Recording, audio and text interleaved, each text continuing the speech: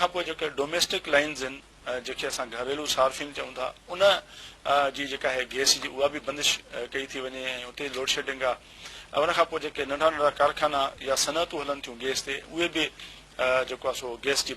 बंदिश ऐं शार्टेज करे जेको आहे सो उहे बंदि थी वियूं। त हाणे जेको मजमूई तौर ते हिते सिंध जो माण्हू सफ़र करे थो ऐं सिंध जेका आहे गैस बि पैदा करे थी, तेल बि पैदा करे थी ऐं उन खां पोइ उन वटि मदनी ज़ख़ीरा बि आहिनि, पर उन जे बावजूदि जेको आहे वफ़ाक़ सिंध सां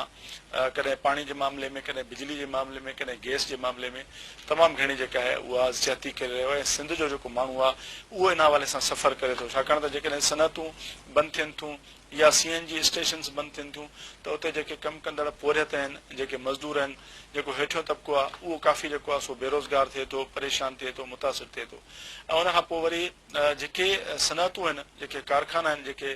गैस ते हलनि था पिया, उते बि जेकॾहिं मज़दूर कमु कनि था त या पोरियत कमु कनि था त उहे मुतासिर थियनि था। असां हलूं था नसीराबाद ऐं उते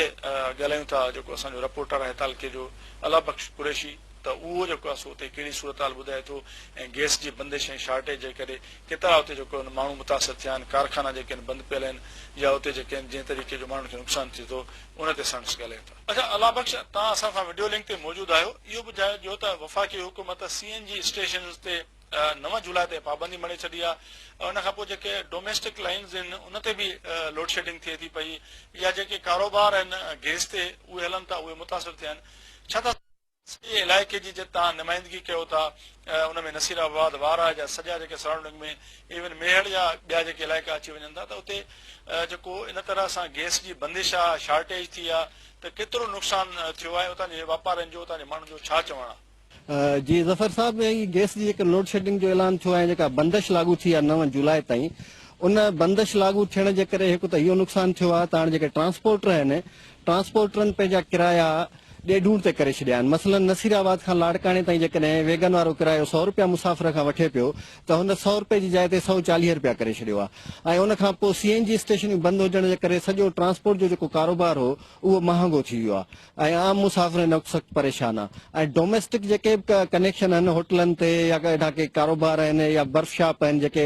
सुई गैस जे कनेक्शननि ते हलंदा हुआ, उन्हनि जो कारोबार ठप थी वियो आहे, उन्हनि जो कारोबार हिन वक़्तु बंदि पियो आहे। ऐं होटल वारा साॻियो पंहिंजे पुराणी रवायत काठियुनि ते वापसि आया आहिनि, काठ ते हू वरी ॿीहर मोटी आया आहिनि, जंहिंमें हुननि खे हाणे उहो अरेंजमेंट्स ई कोन्हनि खे, उन्हनि खे ॿीहर काठ जो सिलसिलो ऐं उहे चुल्हा ठाहिण में काफ़ी जेको आहे दिक़त पेश थी अचे। ऐं उन खां अलावा साॻे वक़्तु नसीराबाद, वारए, मेहड़ में CNG स्टेशन्स आहिनि उहे हींअर बंदि पियल आहिनि। वारए में, नसीराबाद में ऐं ॿिया जेके पसगिरदाईअ जा ॻोठ आहिनि, बाडरे खां जेका सुई गैस जी लाइन अचे थी, जेका वारए ताईं हली थी वञे, वरी नसीराबाद खां गाजी ख्वाड़ थी वञे, या वरी हाईवे ते जेको मेहड़ आहे त हिते जेके बि सुई गैस जूं स्टेशन्स आहिनि उहे समूरियूं 9 जुलाई ताईं जेके बंदि रहियूं, उन जे करे अवाम सख़्तु परेशान आहे। ऐं घरेलू सार्फिन लाइ वरी वॾो अज़ाब इहो आहे त हिननि समूरनि शहरनि में, मेहड़ में, नसीराबाद में, वारए में, गाजी खावड़ में, बाडरे में जेके बि ही घरेलू सार्फिन आहिनि उन्हनि खे सिर्फ़ु मानी पचाइण जे वक़्तु अधु कलाक सुई गैस जी सप्लाई ॾिनी थी वञे, सिर्फ़ु 30 मिंट। ऐं 30 मिंटनि खां पोइ वरी उहा सप्लाई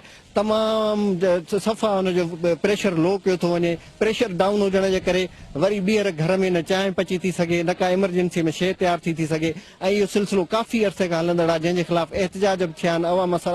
अवाम सरापा एहतजाज बणियो आहे, पर उनजो नोटिस वठण लाइ को बि तयारु कोन्हे को। ऐं 9 जुलाई ताईं जेका बंदिश आहे, उन बंदिश हुजण जे करे जेके डोमेस्टिक कनेक्शन्स आहिनि, CNG आहिनि, कारोबारी जेके शयूं जेके सुई गैस ते हलंदियूं हुयूं, उन्हनि खे लखा रुपयनि जो नुक़सानु पइजी रहियो आहे। ऐं रोज़ानी जे बुनियाद ते इहो लखा रुपयनि जो नुक़सानु थी रहियो आहे, जेको हिननि जे बर्दाश्त खां, वापारी कम्यूनिटी जे बर्दाश्त खां ॿाहिरि आहे। जी अच्छा,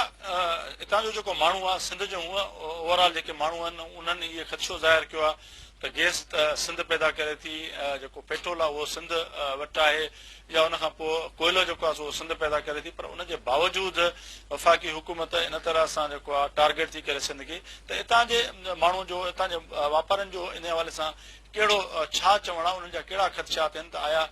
इहो जेको आहे हथरादू खोट पैदा कई आहे, छाकाणि त इहो आम हिकिड़ो रूटीन हूंदो आहे त सियारे में जेका आहे उहा गैस जी बंदिश थींदी आहे। जी बिल्कुलु तव्हां सही था चओ त हितां जो जेको वापारी तबिको आहे, हितां जो शौरवंद आहे, उहो इहो ई बार बार सवाल थो दोहराए त आख़िरकार गैस बि असांजी आहे, कोयलो बि असांजो आहे, मादनियात बि असांजी आहे, ऐं समूरी वाफर मिक़दार में हुजण जे बावजूद बि हिन क़िस्म जूं अहिड़ी सीज़न में बंदिश जेके लॻायूं थी वञनि, अहिड़ी सीज़न में जेको प्रेशर लो कयो थो वञे या त इहो ॼाणी वाणी कयो थो वञे त हितां जो अवाम इन्हनि बुनियादी सहूलियतुनि खां महरूम रहे ऐं उन्हनि खे सहूलियतूं न मिलनि। अवाम जे ज़हन में, शौरवंदनि जे ज़हन में, वापारियुनि जे ज़हन में बिल्कुलु इहे सवाल मौजूद आहिनि ऐं उहे बार बार सवाल करे रहिया आहिनि त आख़िर ईअं असां सां छो थो थिए, जॾहिं त गैस जा वॾा ज़ख़ीरा आहिनि ऐं उहे ज़ख़ीरा सिंध में मौजूद आहिनि ऐं सिंध मां मुल्क जे ॿियनि इलाइक़नि में बि उहे गैस जा ज़ख़ीरा वञनि था, पर सिंध खे टारगेटेड कयो थो वञे ऐं सिंध में इहा सप्लाई आख़िर छो घटि कई थी वञे, प्रेशर लो छो थो कयो वञे ऐं 9 जुलाई ताईं आख़िरकार इहा बंदिश लॻाए असांखे बेरोज़गार छो बणायो वियो, इहो बिल्कुलु हिते सवाल आहे ऐं शौरवंद वापारी माण्हू इहो बिल्कुलु सवाल करे रहियो आहे। वॾी महिरबानी अला बख़्श, तव्हां असांखे पंहिंजे सॼे इलाइक़े जी जेका सूरत हाल आहे उन खां आगाह कयो, तव्हांजी वॾी महिरबानी।